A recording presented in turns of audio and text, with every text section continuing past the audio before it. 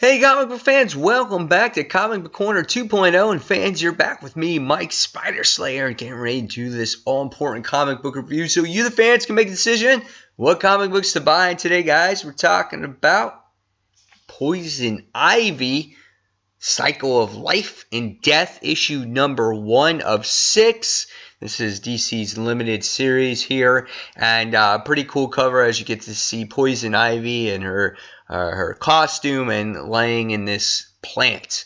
This book is written by Amy Chu, and the artwork is done by Clay Mann. Now, the artwork is absolutely gorgeous in this book.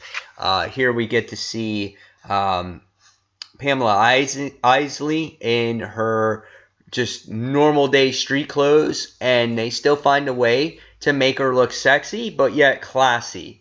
And I really appreciate that. I love all the details in the book, whether it comes to the plants or the facial expressions or whatnot. Harley actually makes an appearance in this book. Gotham Academy kids make their appearance in this book as well.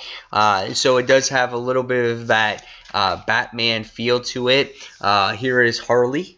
And just her covering her makeup up and whatnot, so as Dr. Quinzel. So I thought that was really nice. And then here she is in, the way she normally looks. And I thought the characters looked absolutely gorgeous in here. Here's another page. And so the artwork for me in this book is really a 5. It's phenomenal. Here's another page as well. So we got to see a lot of Harley in here because her and Poison Ivy have this huge past with each other. And so it was cool to see those two in the book. So what did I think about this book? Let's recap it a little bit. So first off, we see Poison Ivy just driving in Africa, and they come across this which looks like this rare plant. And it's cool to see her actually use her powers in here, as before they dig the plant up, she wants to talk to the plant and make sure everything's okay and that they're going to relocate the plant. But what happens is we wind up seeing them kind of get in trouble with some of these, I don't know if they're like terrorists or these people that basically kill people because they're in their territory, whatever the case is. But Poison Ivy winds up using her powers and takes care of that. And then you wind up seeing them back in their lab. You wind up seeing them explaining their experiments to the Gotham Academy kids. You get to learn a little about who Louisa is, as she is a very important person in Poison Ivy's life right now, as she's an assistant and giving Pamela her second chance at being in a scientific community and doing a job and things like that. So she holds a very high standard to her. Later on in the issue, you wind up seeing Dr. Harley Quinzel makes her entrance into the lab and is looking for Poison Ivy. She is like, you haven't been around. Where have you been all this time? She's so what happens is they're like, okay, I don't want you causing a scene. Let's leave the science experiments. Let's leave the office, and they go out and they go to Bobby's biker bar, and they wind up talking with each other, and they're trying to find out, why they've been disconnected all this time.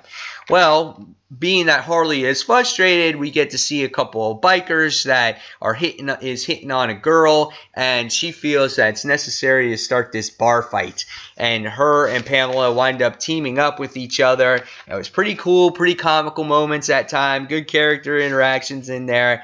But in the end, kind of Harley takes off because they're not on the greatest of terms right now, and Poison Ivy's just in a different mindset. And as she heads home and she heads out for the night, we wind up seeing that there is these specific plants that she wound up bringing home from the science lab, and she's like, oh, they'll be better off over here, and you'll grow better in my greenhouse. So she winds up going to bed for the night, and what happens is it's 6:13 a.m., and all of a sudden these plants grow tremendously huge in just one night. And so she finds it as a breakthrough, and she goes back to the office, and she winds up finding her partner, Louisa, winds up, looks like dead on the floor. So what happened here? I don't know, but I'm very interested to find out.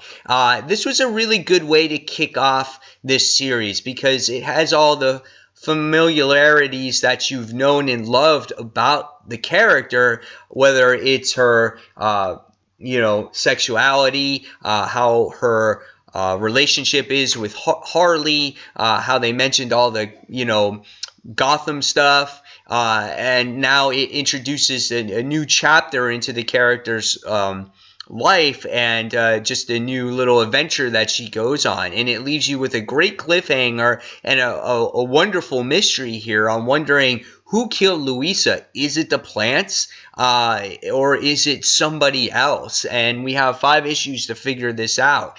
And I'm on board with it, and I really enjoyed it. And like I said, Poison Ivy is a very sexualized character, but in this book they made it very classy. They still made her sexy, but yet classy, and that's what I loved about it. And me and the Frontline crew were talking about this as well when it comes to Poison Ivy. So I really enjoyed this book. It was a lot of fun for me. I don't think it.